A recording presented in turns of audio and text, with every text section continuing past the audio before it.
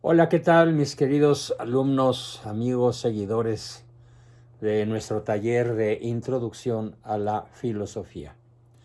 Vamos a grabar hoy, domingo 4 de junio, la lección 0025, con el tema de diferencias entre inteligencia y entendimiento. Veamos. Muchos creen que los animales son inteligentes, y en cierta forma podemos decir que lo son. Sin embargo, su tipo de inteligencia únicamente les permite, muy limitadamente, en muchos casos, y muy acertada y maravillosamente en otros, resolver problemas que dentro de los parámetros propios de su especie les permiten mantener la vida, reproducirse y en general satisfacer sus necesidades básicas. Por ejemplo, me llama extraordinariamente la atención en el mundo de la inteligencia animal cómo hay ciertos cuadrúpedos en las estepas, en las grandes estepas africanas, que cuando bajan los ríos y vienen los tiempos de sequía, son capaces de oler el agua en una proporción de una molécula de agua por cada millón de cualquier otra molécula circulante. Cosa absolutamente imposible para cualquier ser humano y para la gran mayoría de las especies que habitan en esos lugares. Es algo verdaderamente extraordinario y no podemos dejar de maravillarnos de cómo se las ingenió el Señor para hacer que esos animalitos puedan sobrevivir. Pero esa inteligencia animal que le sirve a mi gatito, por ejemplo, para resolver problemas de una manera frecuentemente muchísimo más eficiente y eficaz que la que tenemos los seres humanos, no es una inteligencia que implique entendimiento. Por ejemplo, yo he visto en el jardín de la casa de ustedes un gran gato amarillo agazapado detrás de unos matorrales y de pronto pega un brinco fenomenal para atrapar al vuelo un pobre gorrión que no tiene la menor posibilidad de defenderse. Dicho de otra manera, el animal resuelve problemas, pero no sabe cómo o para qué o por qué. Simplemente los resuelve de manera instintiva y automática, y en la inmensa mayoría de las especies animales sin tener que pasar por un largo proceso educativo, como sí sucede en el caso de los seres humanos. Algunos ejemplos muy simples.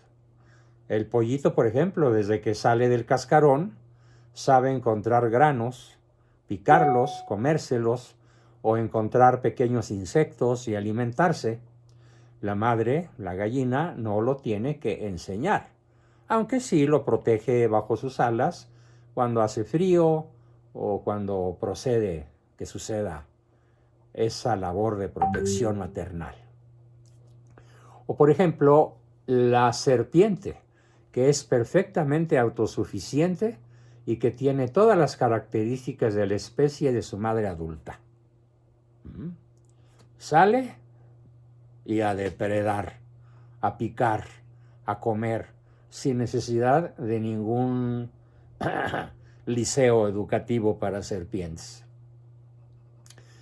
Es decir, los animales resuelven problemas, pero no se hacen preguntas acerca de la esencia de las cosas, porque ellos no tienen la capacidad llamada entendimiento, que es propio del ser humano, para entender, comprender, asimilar la esencia de lo que las cosas son de suyo.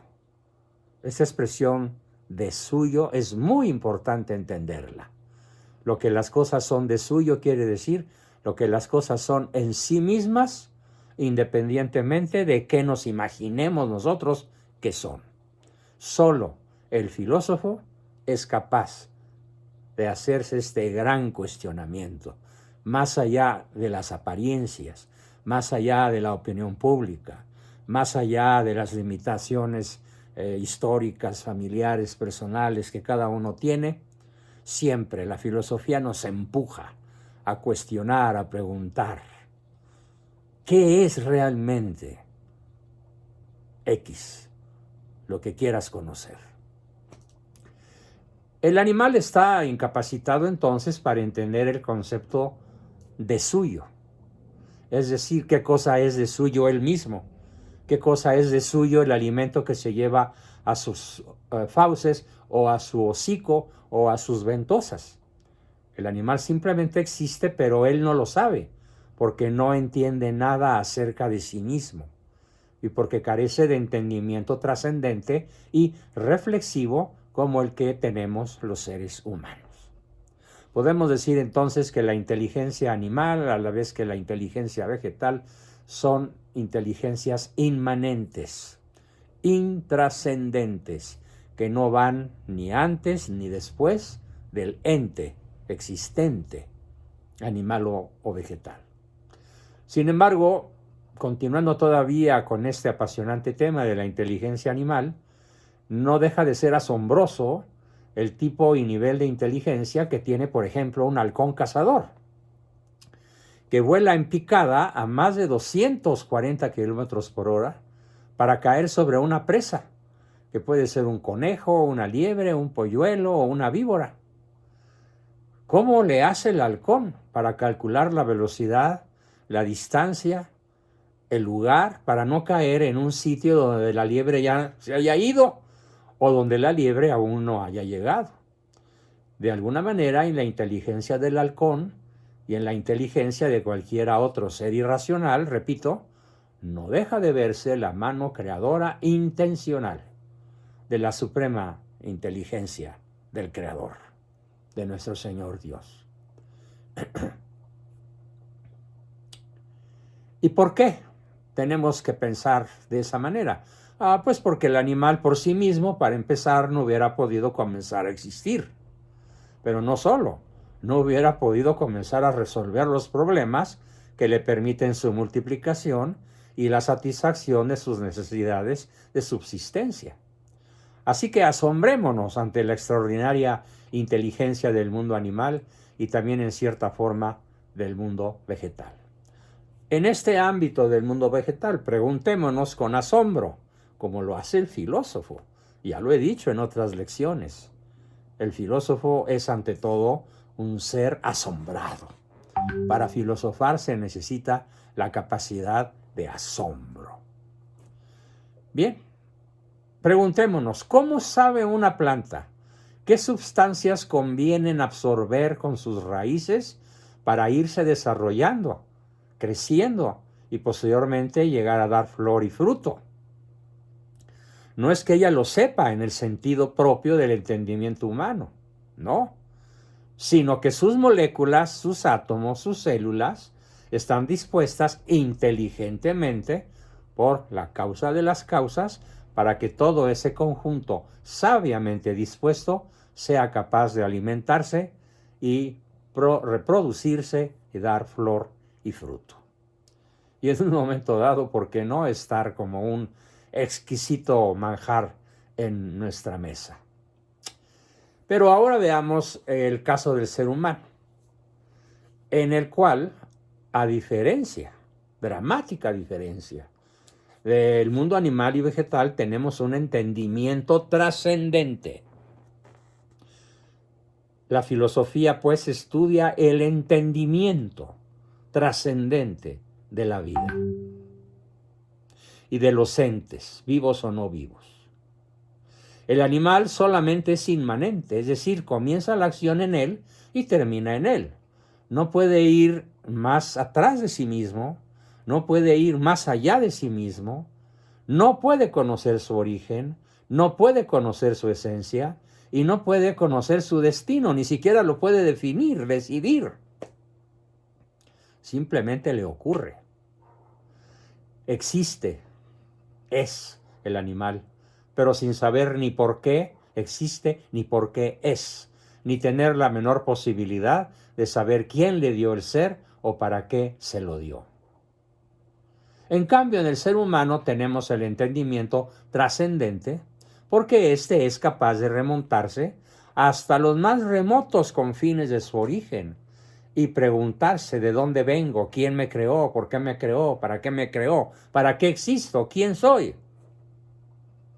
Pero además, para preguntarnos por nuestra identidad, para preguntar quién de suyo es mi esposa, quién de suyo es mi hijo, quién de suyo es un átomo, qué tiene de suyo, quién es de suyo, quién es en sí mismo Dios, cuál es el 100% del sí mismo, de lo suyo, de cualquier cosa. Eso es filosofar, preguntar por eso. Este entendimiento trascendente es lo que se llama buena filosofía. Buena filosofía. Es la que nosotros hacemos. Y no es presunción, es realidad. Porque existe una mala filosofía. ¿Sí? ¿Qué es la mala filosofía? Bueno, pues la mala filosofía, que ni siquiera debería llamarse así, es aquella que se queda en la inmanencia. Aquella que encierra al hombre en sí mismo y no le permite preguntar ni por su origen, ni por su identidad, ni por su destino trascendente. Una reflexión que quiero hacer aquí es esta. ¿Por qué hay tanto rechazo en los estudiantes de educación media y aún en la universidad hacia la filosofía?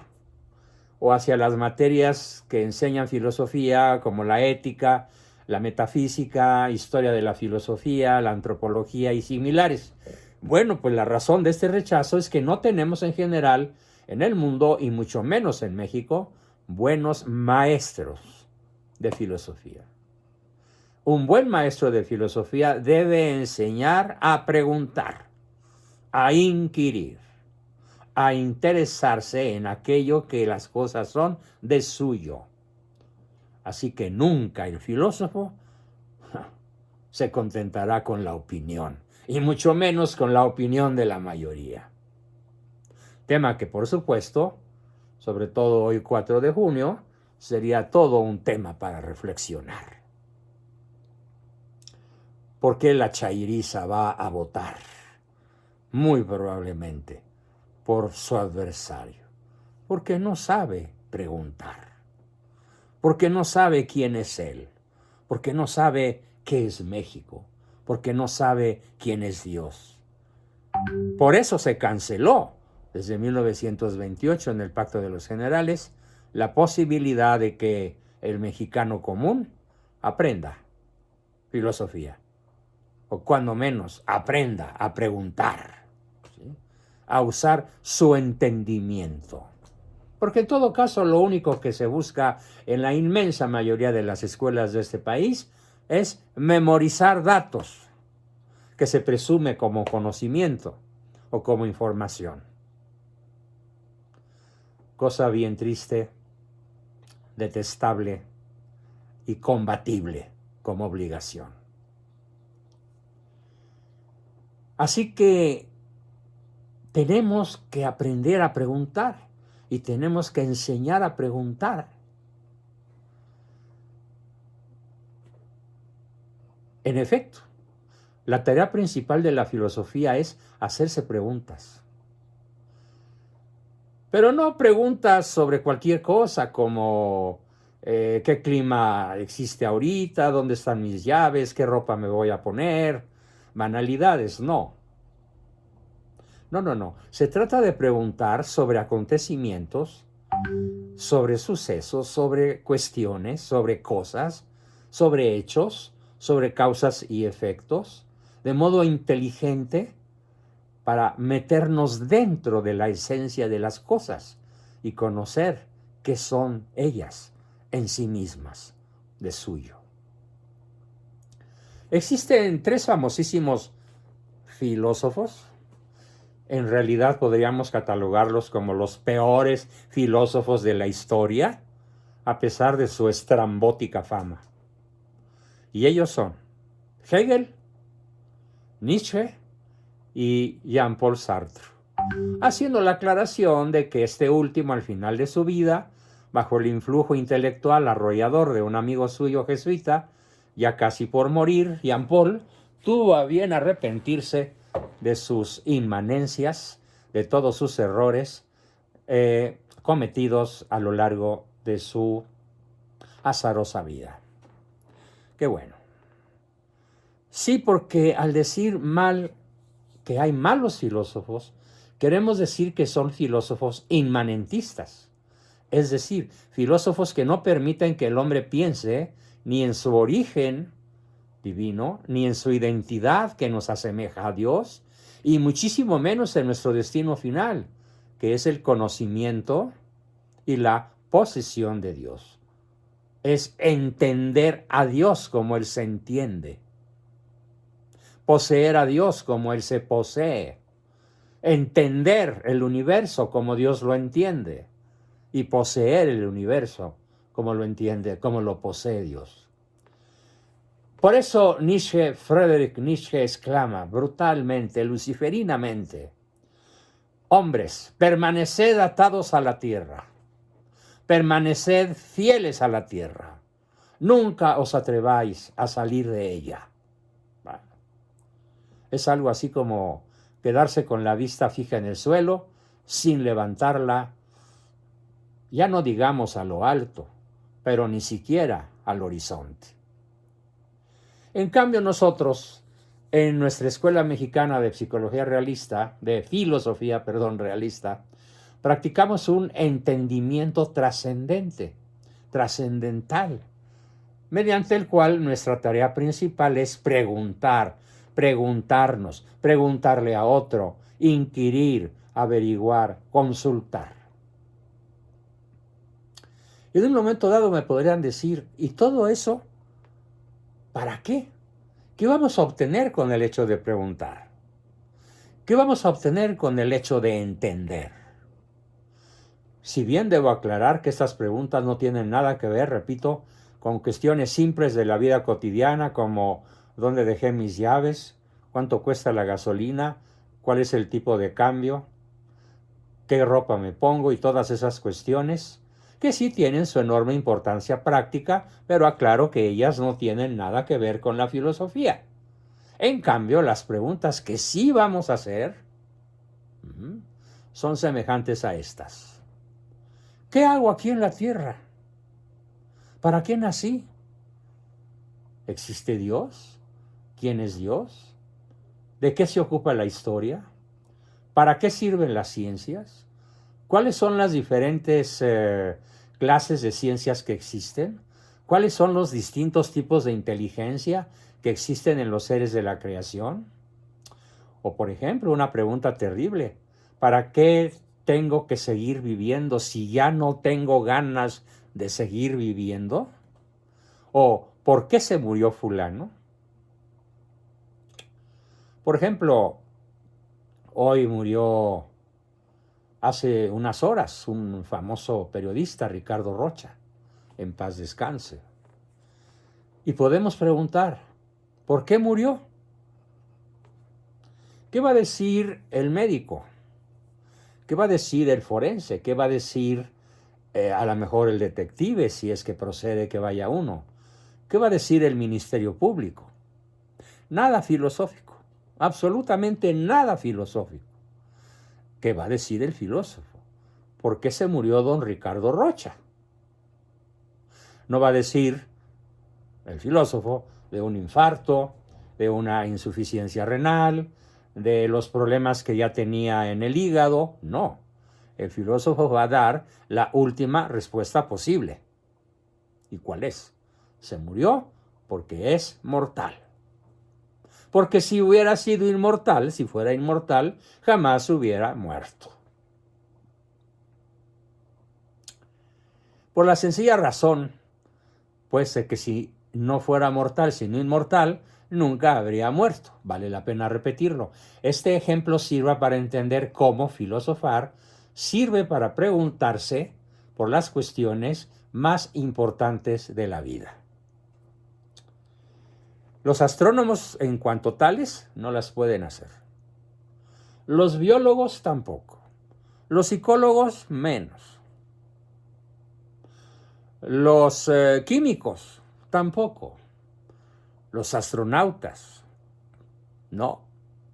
Ninguna ciencia de las llamadas ciencias exactas o ciencias materiales o concretas tiene las respuestas que sí tenemos los filósofos. Ejemplos. Los astrónomos nos podrán decir de qué están hechas y cómo funcionan y cómo caminan y cómo se transportan en el espacio sideral las estrellas, pero nunca nos podrán decir nada acerca del origen de las estrellas, en tanto astrónomos. Para decirnos algo acerca del origen de las estrellas, tendrían que ponerse su cachucha de filósofos y entonces entender que para que el universo haya comenzado, se necesita un gran comenzador. Pero suelen no entenderlo. Ni siquiera personajes tan famosos como Carl Sagan y otros que andan por ahí regando tepache envenenado. Y claro, aquí tendríamos que enfrentarnos a la persona que se cuestiona para qué vive. Y tendríamos que cuestionarle, oye, ¿qué piensas que pasará contigo cuando hayas muerto? ¿Quedarás aniquilada para siempre? ¿Sin memoria, sin esencia, sin existencia? ¿O continuarás tu existencia de modo trascendente por el resto de la eternidad? ¡Qué pregunta tan espeluznante! Yo, como filósofo, siempre se las hago a mis alumnos para ubicarlos en el sentido trascendente de la vida. Por más inteligente que esa persona sea, por más premios Nobel que haya logrado acumular, por más reconocimientos que tenga sobre sus entorchados académicos, por más elevado que sea su IQ, si esa persona no ha desarrollado lo propio de la filosofía, que es el entendimiento, que pregunta, que cuestiona, el entendimiento que siempre está abierto al conocimiento de la verdad objetiva que me trasciende, que es anterior a mí, superior a mí, independiente de mí. Si no lo hace, si no reconoce su propia trascendencia y renuncia a esta sublime hazaña y cede a la cobarde tentación de la inmanencia, entonces ella de todas formas morirá. Y si es un suicida, morirá por propia mano. Para encontrar una vez muerto el sentido, para entender una vez muerto lo que nunca hizo con su entendimiento mientras estuvo vivo. ¿Por qué? Podríamos decir que porque nunca nadie le enseñó a filosofar.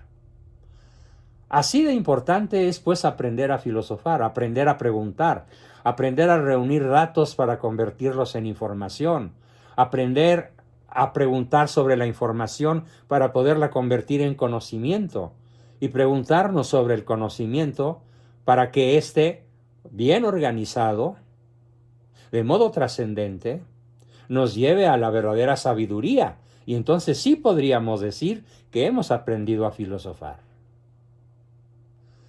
Es simple y a la vez aterrador lo que vamos a encontrar con el hábito de filosofar, con el hábito de usar el entendimiento para preguntarnos por lo que las cosas de suyo son. Nos vamos a encontrar con la verdad. Ella saldrá vibrante, límpida, formidable, ante tus asombrados ojos de inteligencia que usa el entendimiento. No de la inteligencia animal que resuelve problemas de orden práctico. Por eso yo muchísimas veces digo que millones de nuestros compatriotas viven como bestias, porque solo se contentan, se conforman con resolver los problemas propios del mundo animal, porque nadie los ha invitado, nadie los ha entusiasmado a ir más allá de lo meramente práctico para entrar al fascinante, arrebatador mundo del entendimiento de la verdad. Así que invito a todos a que de la mejor manera posible resolvamos el sentido de nuestra vida a través de hacernos preguntas y más preguntas y siempre preguntas sobre el triple enigma de todo ser humano: nuestro origen, nuestra identidad y nuestro destino. De dónde vengo, quién soy, a dónde voy. Y como una conclusión por demás interesante que tiene que ver con nuestro vocabulario de la vida cotidiana, yo quisiera invitarlos a todos a que cuando un servidor o cualquiera de nosotros hablemos de las facultades propias del ser humano, vamos a decirlo del siguiente modo. ¿Quién es el ser humano? El ser humano es una unidad eco, bio, psicosocial, trascendente o trascendental, esta unidad dotada de memoria, entendimiento y voluntad. Ya no vamos a decir memoria, inteligencia y voluntad, porque el entendimiento es lo que nos hace infinitamente superiores al mundo irracional, animal o vegetal. Y además así estamos reconociéndonos a los seres humanos nuestra primacía por encima de todos los demás seres de la creación, con excepción de los ángeles. Bien, hasta aquí nuestra lección número 25, que espero que empiecen muy pronto, con mucho gusto, a primero leerla, digerirla, asimilarla y después hacer su resumen. No quiero telegramas, tampoco quiero novelas. Muchas gracias y hasta la próxima, queridos amigos.